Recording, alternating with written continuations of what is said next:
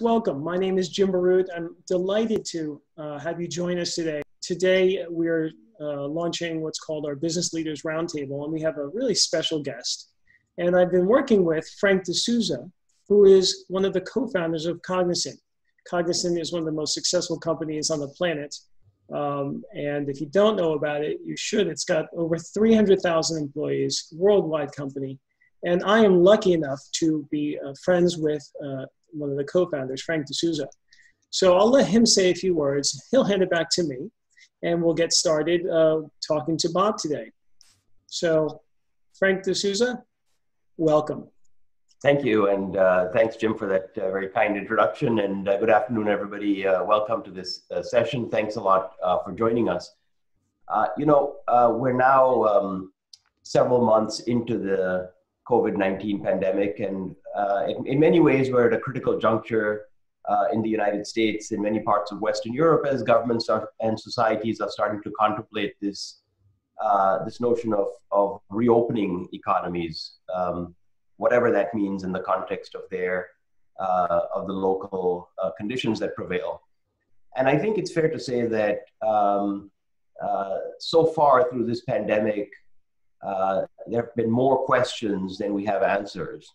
But one thing which I think is very, very clear is that there's no single factor in my mind that will impact the trajectory of this pandemic in the coming weeks and months than the rate of scientific innovation that takes place over the next months. Both innovations that have occurred already and innovations that are yet to come. And whether that's in the area of testing, in the area of treatment, or in an eventual vaccine, it's going to be the ability of researchers, of scientists, of doctors to speed new solutions to the front lines.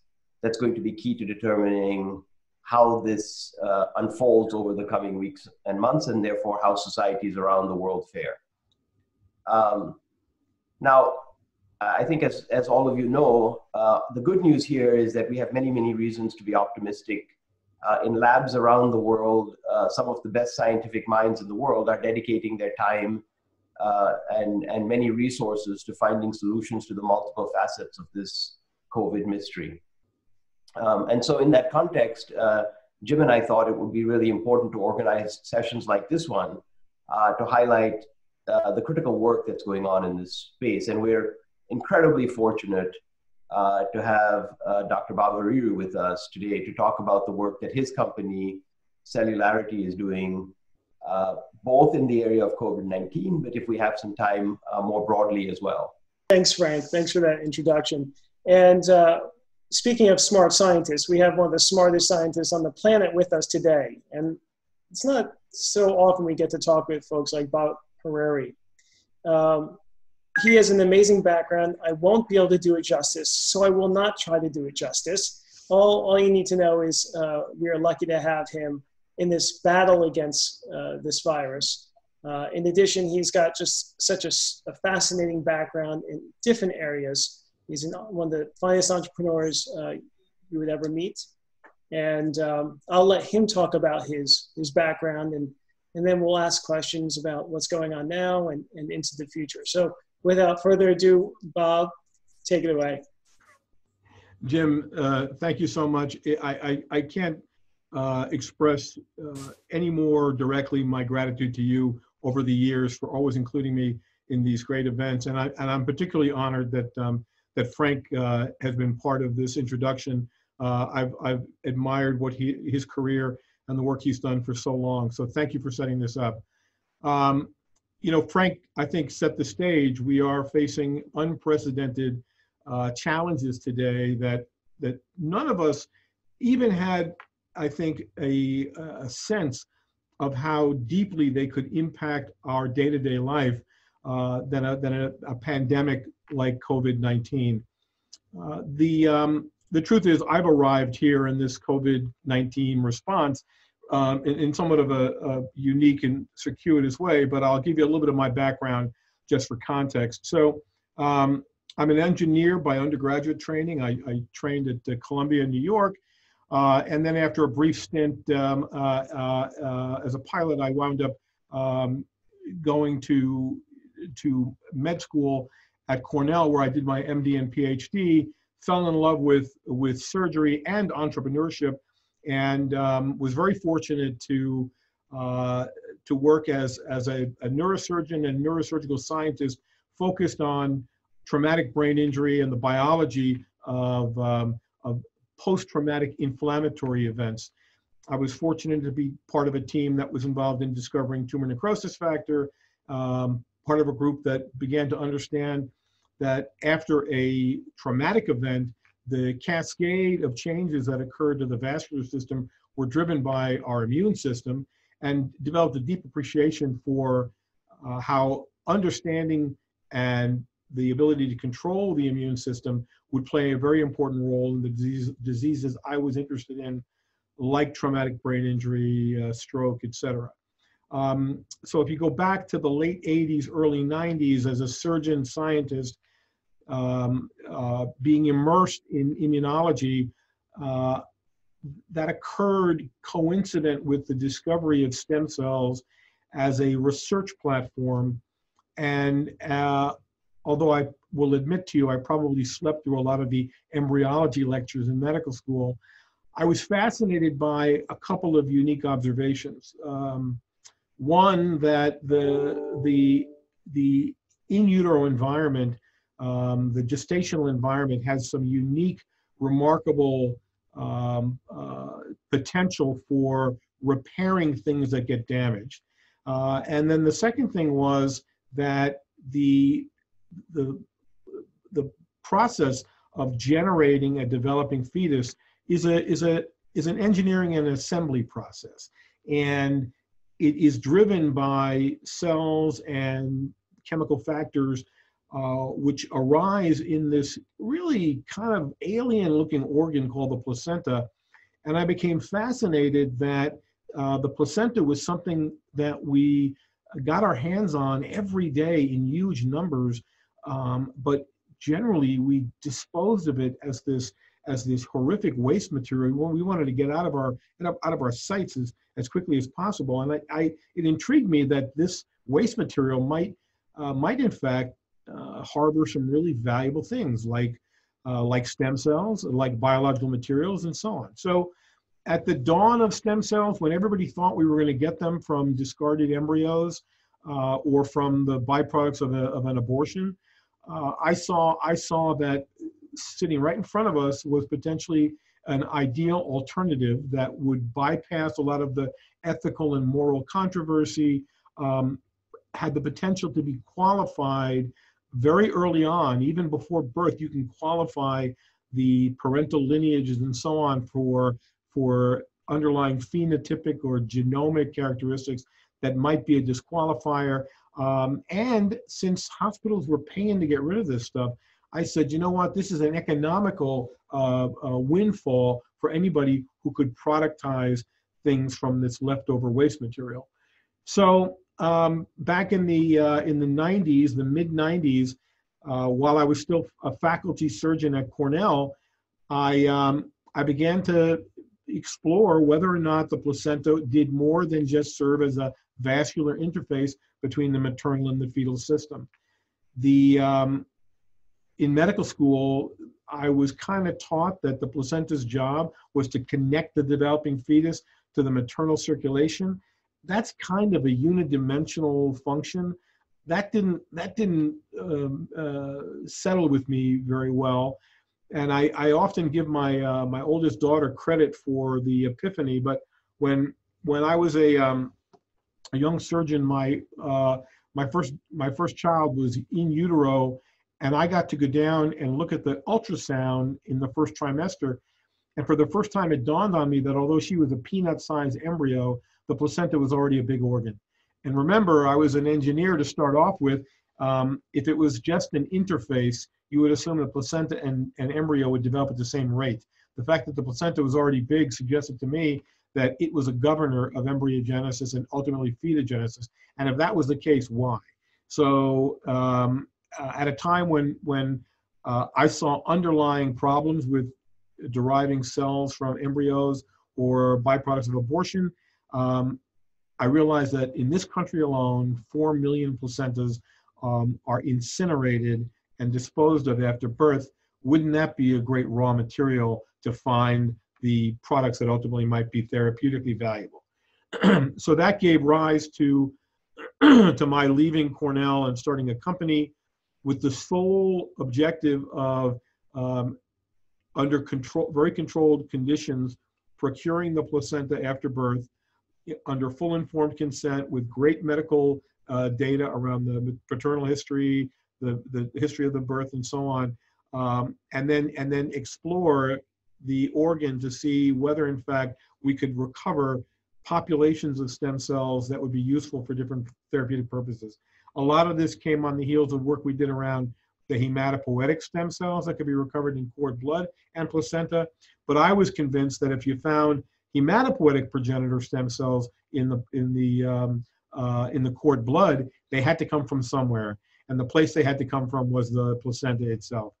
And so early in 2001, we discovered that the placenta was in fact nature's stem cell factory. It served as a bioreactor, and as a bioreactor, cells are expanded and propagate and differentiate, and then they traffic through the circulation into the developing fetus.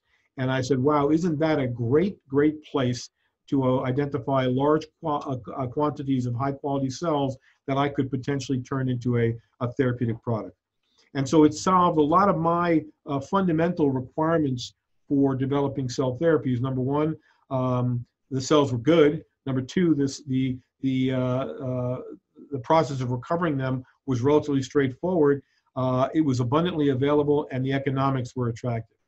So that got us into the viewfinder of a developing biotech company called Celgene. Celgene merged us into them back in end of 2002, and we became the cell therapy division of Celgene. And that company, as you know, was one of the great success stories in biotechnology, rising to over $100 billion market cap at one point, and permitting me to invest heavily in the development of technologies using living cells. So that got me to where I am today. A little over 2.5 years ago, I spun the cell therapy division of Celgene out into a private company called Celularity, capitalized that business, and today Celularity is one of the largest human cellular medicine and functional regeneration companies. And on the heels of work we're doing with some unique placental cells, we got ourselves into the fight against COVID with some very exciting technologies. Thank you for that. That is fascinating, Bob. So tell us, bring us up to date, and there's so much more you could have covered. So I appreciate you keeping it relatively short because your background is super fascinating. So bring us up to date. Talk to us about what's on everyone's mind, which is natural killer cells and the fight against this terrible, terrible virus. So I think all of us, when coronavirus, COVID-19 first kind of got into the vernacular, our instinctive response is to think of this as a viral illness like other viral illnesses. And because the early reports were that patients were developing these very serious pneumonias, a lot of us thought of this almost as an analog or an analogy to influenza virus. And so that was scary in a lot of ways because no one wants to get pneumonia, but it wasn't nearly as scary as it turned out to be when we recognized that the pulmonary complications of coronavirus infection, this SARS-CoV-2 viral infection, was far worse than just a localized infectious process in the lung. And early on, I was very, very suspicious that this wasn't acting like a traditional respiratory viral infection, that it was acting much more like an immunotoxic viral infection. In fact, you mentioned my tweets before when we were chatting.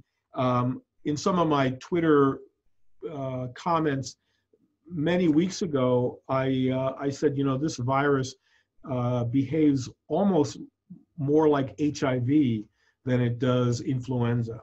I was seeing evidence early on that this virus was having a very destructive effect on the immune system, and that not only was it creating a response from the immune system that in and of itself was highly threatening, what we call the cytokine storm, which, as you know, is a hyperimmune reaction where factors are released that damage blood vessels and affect blood pressure and cardiovascular function and pulmonary function.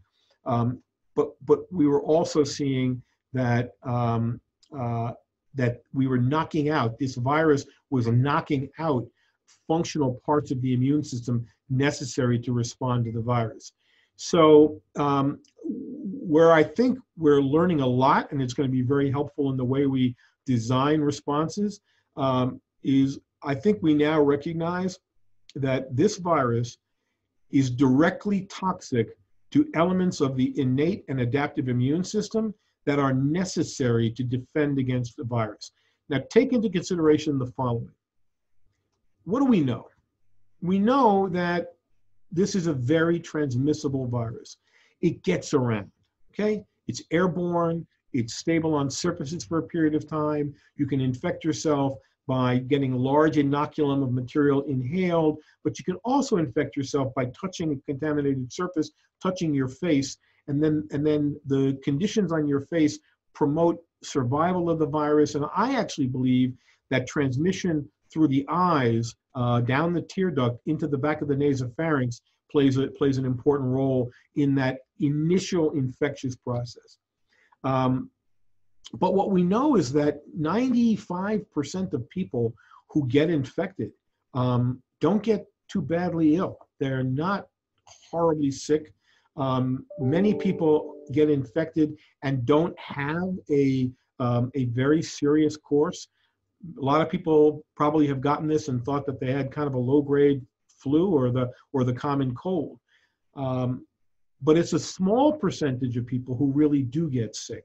That 5% that represent the majority of patients who wind up going for supportive care in a hospital, they represent a difference between the general population and the more susceptible.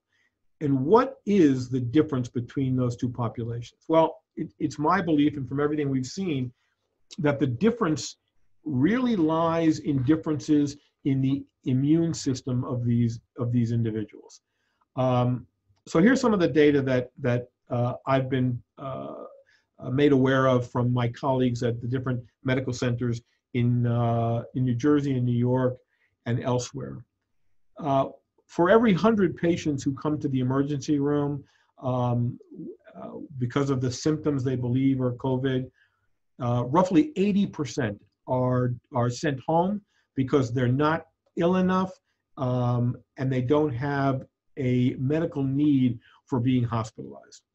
The 20 that are hospitalized, 4 or 5, perhaps at worst 6 of those wind up requiring intensive care. And of that intensive care population, a smaller fraction wind up requiring ventilatory support. Now, the data that has come out from studying these patients is to me compelling because it's done a couple of things. It's agreed with data from the SARS outbreak of around 20 years ago, where patients who did poorly when infected with SARS, the SARS virus, the original SARS coronavirus, the common denominator for bad outcome appeared to be a decline in the number and function of natural killer cells and T cells. In this particular pandemic, data was published in March that showed a similar observation, that the common denominator of patients doing poorly was something was happening to their natural killer cells and their cytotoxic T lymphocytes. Now, as I mentioned earlier, that part of the innate and adaptive immune system is essential to being able to defend and combat against a viral infection.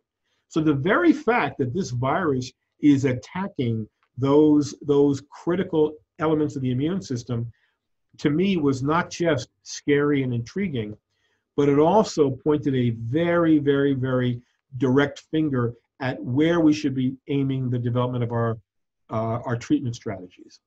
So, Jim, you know that for many, many years, I've argued that one of the potential valuable things about cellular medicine is that it's augmentative therapy, meaning that I can deliver cells wherever cells are defective or deficient in a system, whether those cells are pluripotent stem cells that are going to repair a knee after injury, or they are immune cells and precursors of immune cells which can support immune function after a viral infection. That is an approach I think deserves a lot of attention, and already we see evidence that it's got great merit. So as you know, the concept of immunotherapy has already been grounded in successes in the treatment of cancer. So my friend Carl June and other brilliant scientists recognize that in the fight against cancer, using the immune system as the best instrument to defeat cancer is not only scientifically and clinically logical, it's easily deployable. That same success with immunotherapy, I believe, can be translated into the treatment of infectious diseases. So let me tell you a couple of interesting observations about the placenta. Number one, abundantly available, right? They're all over the place. 130 million placentas are thrown away in the world every year. Number two, the placenta is nature's professional universal donor. What I mean by that is any placental cell can be put into a recipient that's not matched, and they will not reject it. They will accept it, and the cells can be tolerated and then cleared slowly over time without causing any significant acute toxicity. That universal donor concept is very important. And by the way, it's based on the biology of the placenta. Think about it. A mom carries a fetus and its placenta for 9 months, doesn't reject it, it doesn't reject her. She's only 50% related genetically. In surrogate pregnancy, a mom carries a fetus and its placenta for 9 months, she's not even related. So this universal donor, universal tolerability is fundamental to the placenta, and it's something we use in designing the therapies. The second interesting observation is that, and we made this observation and spoke about it at length. Although 1 in every 1,000 pregnant women has some form of cancer, the incidence of a mother transmitting cancer to the developing fetus is so rare that it constitutes a very small number of case reports. Okay, it just doesn't happen very frequently. Now, why is it that the placenta serves as this defense against the transmission of infectious diseases and cancers? We made that observation, and about 10 years ago, I tasked my research team, Dr. Shakwei Zhang and her colleagues, let's go find out what's unique about the placenta that provides that protection. And that team identified a novel placental natural killer cell, which was incredibly capable of destroying cancer cells. And the mechanism by which it identifies and destroys cancer cells is to recognize a set of unique antigens called stress antigens, which get upregulated on cancer cells. So pre-programmed into these placental NK cells is the ability to recognize and target those stress antigens. Well, turns out that those same stress antigens are also expressed on virally infected cells. And that was the connection that led us to exploring whether our placental NK cell that was in the clinic treating cancer, hematologic cancers, and soon solid tumors, that same product we believed would have merit in treating COVID-19. That led to us filing an IND with the FDA to start testing this in patients, which we are doing right now. And more importantly, it gave us a basis to be looking at the observations like the ones I mentioned to you, that NK cells appear to be defective in people who don't do well. So if that's the case, maybe giving supplemental NK cells can actually help support and get patients over this disease. And then the other observation, which is brand spanking new, which I'm very, very intrigued by, is that patients who get COVID-19 and recover apparently have a problem maintaining their antibody titers against COVID-19. So if you look at them 30 days, 60 days, 180 days after COVID infection, it appears that their titers decline over time rather than stay up. Now, it means a couple of things. It means that something's bad with the underlying lymphocytes that are responsible for maintaining that titer response. But it also suggests that if you support the immune system with NK cells, which are a critical part of that handshake in the immune system to produce antibodies, we might be able to support titers much longer. And that's important for a couple of reasons. Number one, maintaining titers after COVID infection means that you're probably capable of resisting reinfection. That's number one, right? Number two is that maintaining titers over a prolonged period of time makes those patients good convalescent plasma donors, right? And the ability to maintain those antibodies over a protracted period of time allows you to have defense potentially over mutated versions of the virus as well. So we're very excited. Like I said, we're treating patients now with COVID-19 with CYNK001, which is the designation for our investigational placental NK cell. The product is delivered via intravenous infusion, so it's very simple. It's cells suspended in a vehicle delivered via an IV. So it's something that can be deployed in the emergency room, in a clinic, in the ICU without a significant technological hurdle. And we're optimistic that we're going to see not just that this is safe and well tolerated, because our clinical experience with the product thus far is that it's very well tolerated, but that we're also going to be able to change the natural history of this disease. And we're looking at things like getting rid of, clearing the virus. We're looking at overall outcome, time to recovery. And then we're also going to be looking at, can the patients who got the NK cells and recovered, do they maintain their titers longer? So that's where we are, and I'm very optimistic. And as Frank said earlier, I've always been a believer that we're going to innovate our way out of this crisis. This country is an innovation engine for the world, and I think immunotherapy is just one of those fertile innovation territories that we're operating in. Thank you for that, Bob. Tell us, give us some sense. I know you're giving us some hope here, which is wonderful, but is there, timing-wise, what are we talking about as far as NK, cells? What are we thinking here? So, I know what's on everybody's mind is, what is it going to take for us to feel confident enough that we have our arms around this particular crisis so we can take care of people and convert people from those who need to be on ventilators, who have a high mortality, to those who can be ill but tolerate that illness and recover. And so we're looking for evidence that a therapy can do that. Now, you know me, Jim. I'm an optimist. I'm a pathological optimist. I think that the FDA and other agencies that we're working with quite closely are very good right now at looking carefully at data, even preliminary data, and analyzing it to look at the safety profiles and the amplitude of benefit, so that they can move towards approving products early that can be introduced into the fight. We saw that with remdesivir.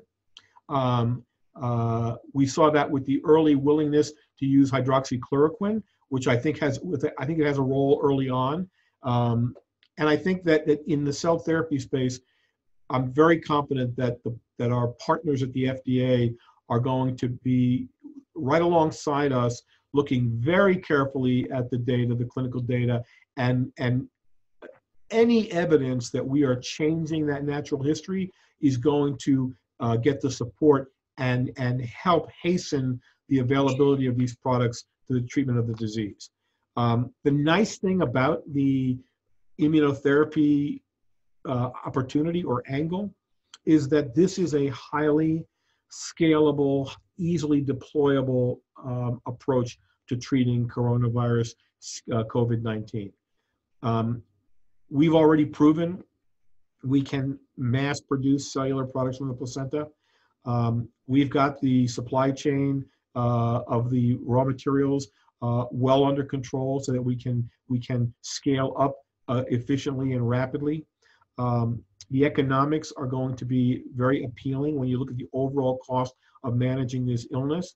I believe the responses are going to permit durability, because as I'm hopeful that we're going to see that when you get an immunotherapy, it not only supports your acute recovery, but also helps maintain your long-term resistance. And we're also introducing other tools in the fight, like placental pluripotent stem cells that can be used in the recovery phase to support restoration of pulmonary function, cardiovascular function, and so on. So I'm optimistic. That being said, I think there's reason for optimism that's outside of even the therapeutic development process.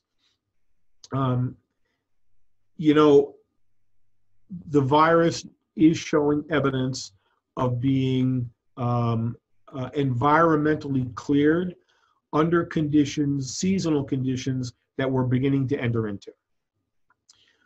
You saw the Department of Homeland Security studies and studies from some of the national laboratories which show that this virus is in fact not that stable on surfaces or in the air, particularly in warmer conditions, drier conditions, and in the presence of certain electromagnetic radiation like UV, UVC, ultraviolet C.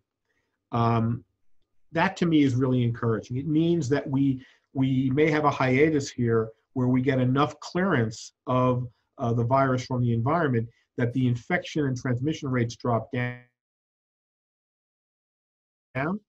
and that the number that recover and are kind of herd immunity or community immunity, those numbers increase.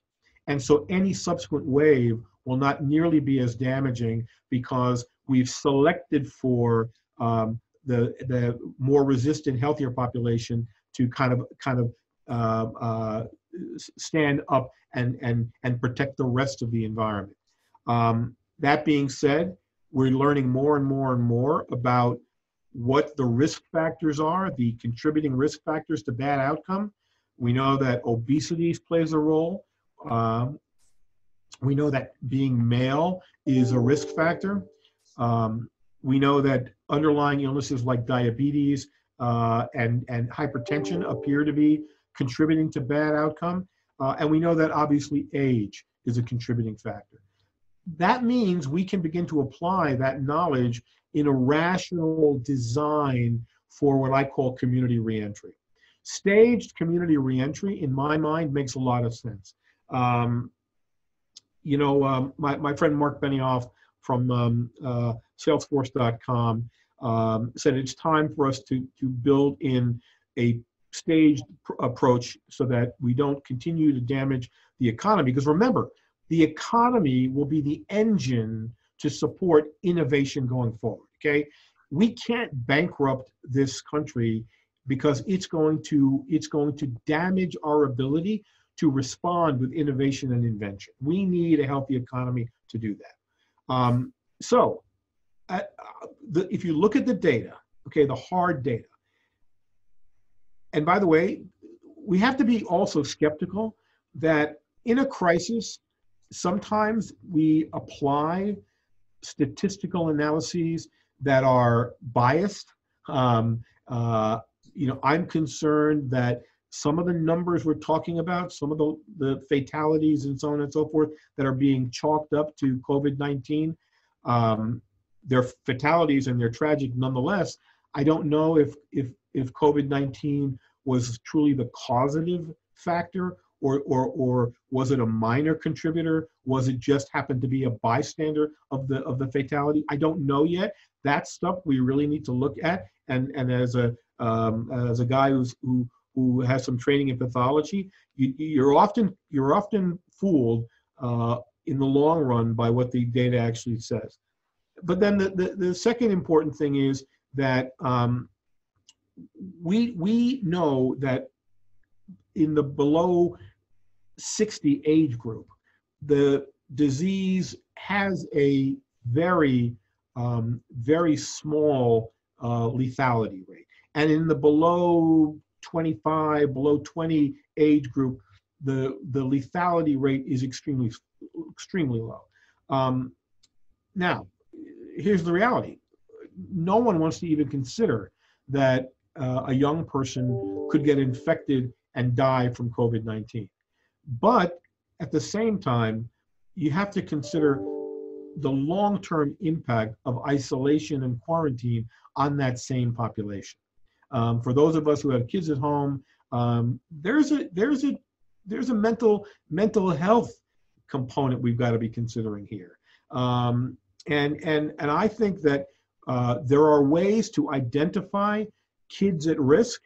There are ways of being really vigilant about identifying and responding. If you identify the development of this illness early and intervene early, the outcomes are very good.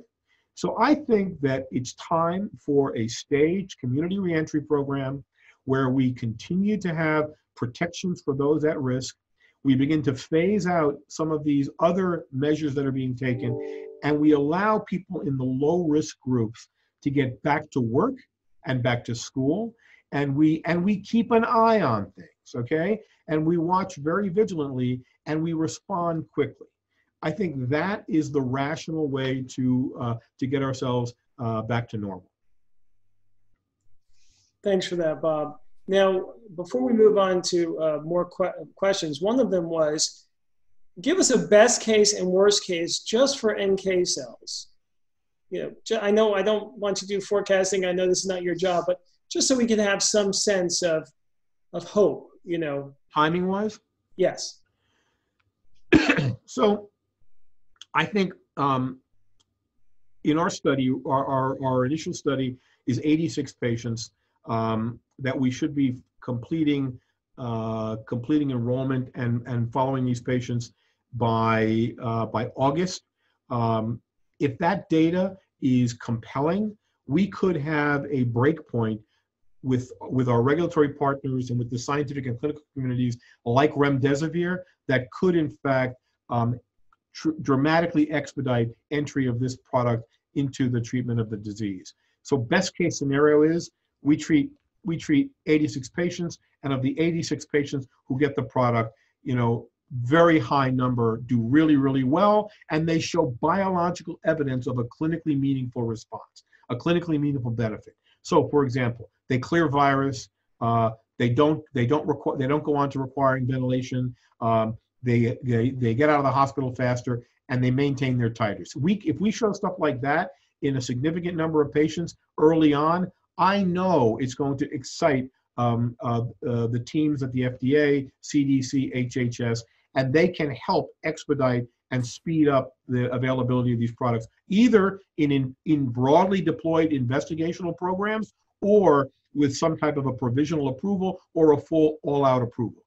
Best case scenario is by late summer, we may know that, we may have that information, okay? And we're working hard to even speed that up. Worst case scenario is we have to go through the series of full clinical trials looking for subtle benefits. We may have to do some dose ranging and dose finding and things like that. And then that would take us longer, probably to the end of the year, early 2021, before we'd really have a sense of whether or not we've got a potential winner here or not.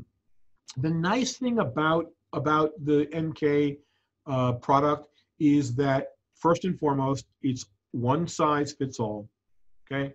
It's off the shelf.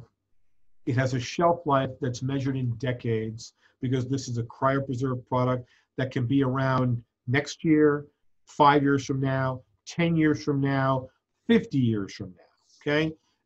The cryopreserved cells are incredibly stable in long-term storage. So the investment in building a stockpile of a product like this for this pandemic and for potentially future pandemics, I think is very, very sensible.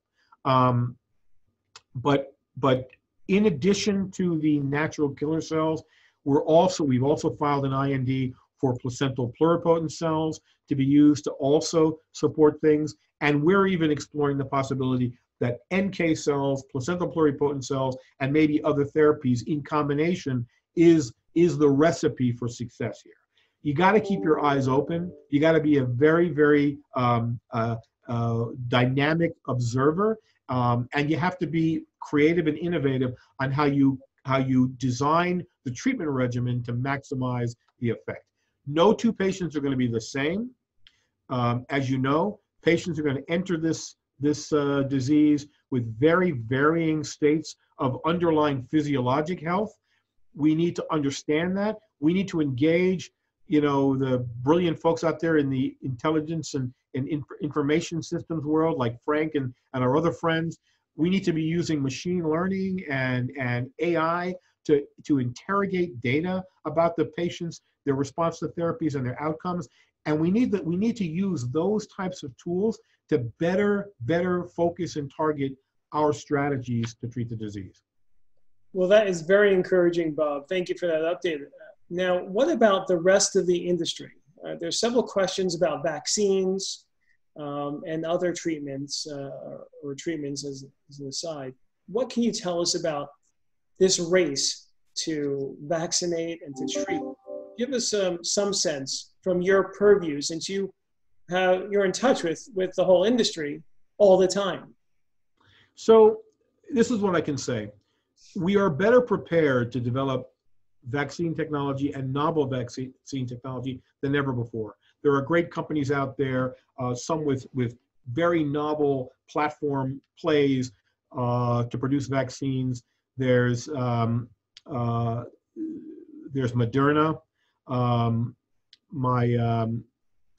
I've got friends which has got a remarkable vaccine play as well. The big pharma companies in the vaccine space are all rushing to apply their traditional approaches to producing a vaccine. So I think we've never been better prepared to create a vaccine against a disease. I do want to caution a little bit, because to my knowledge, coronavirus is a difficult virus to develop a vaccine for.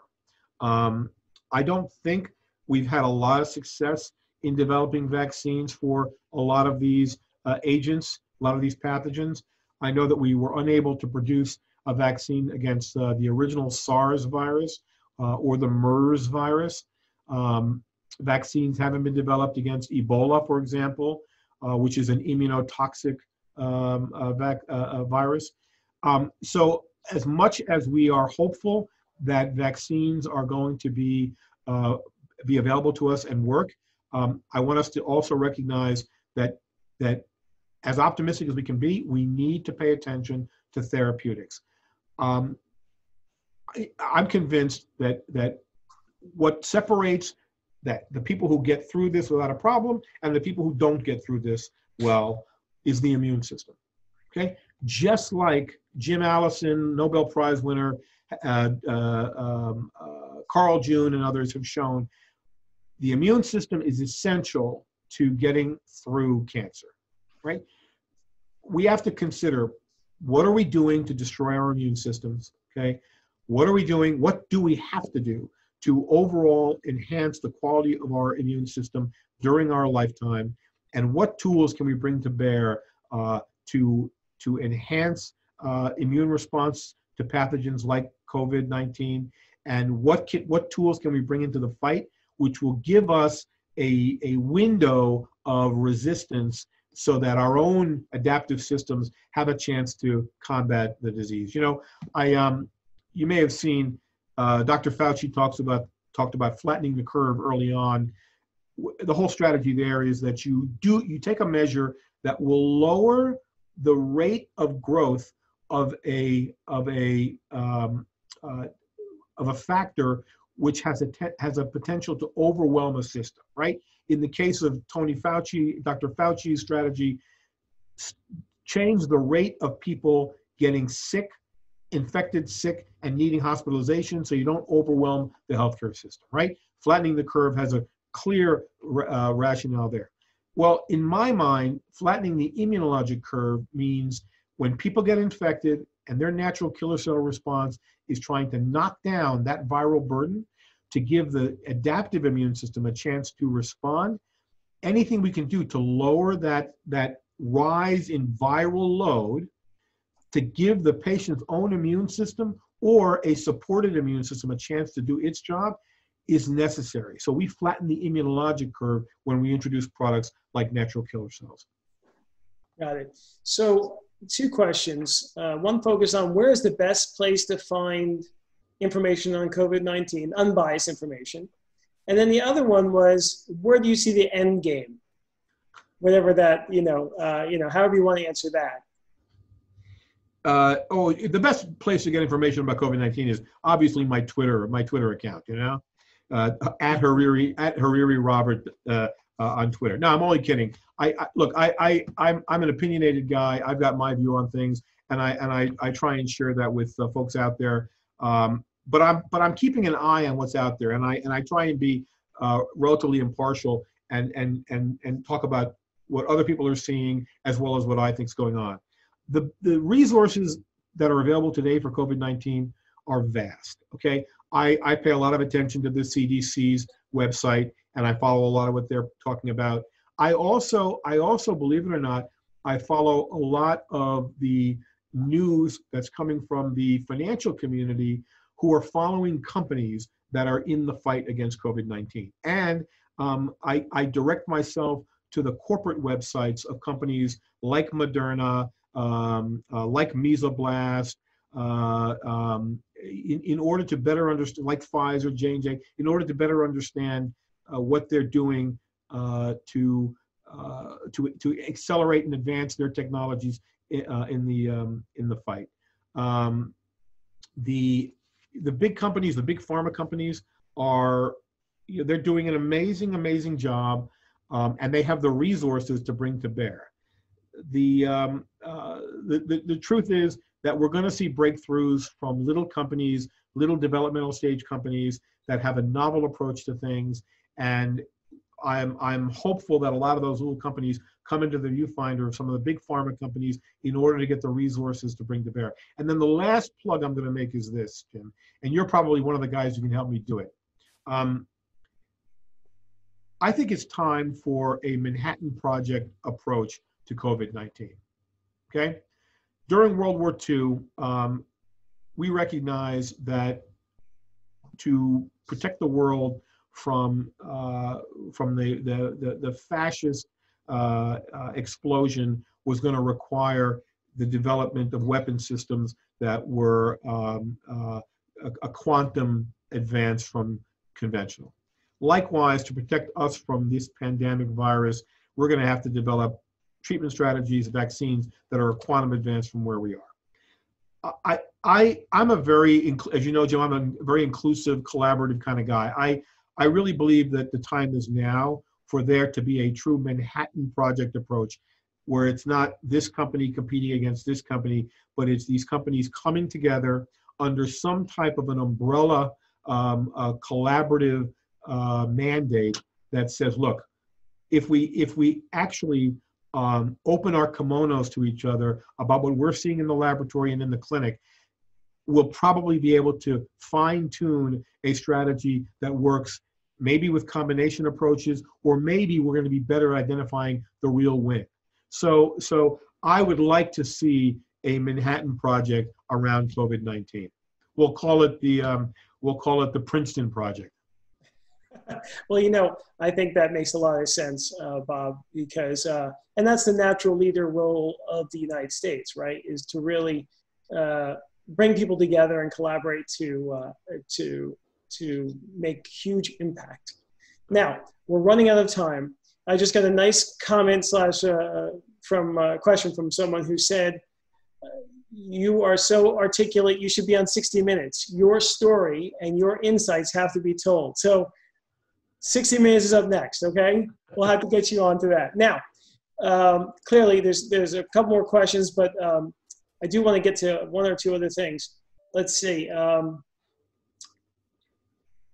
The press is talking about the fact that patients are potentially being reinfected. Thoughts? Well, that's what I was talking about before, right?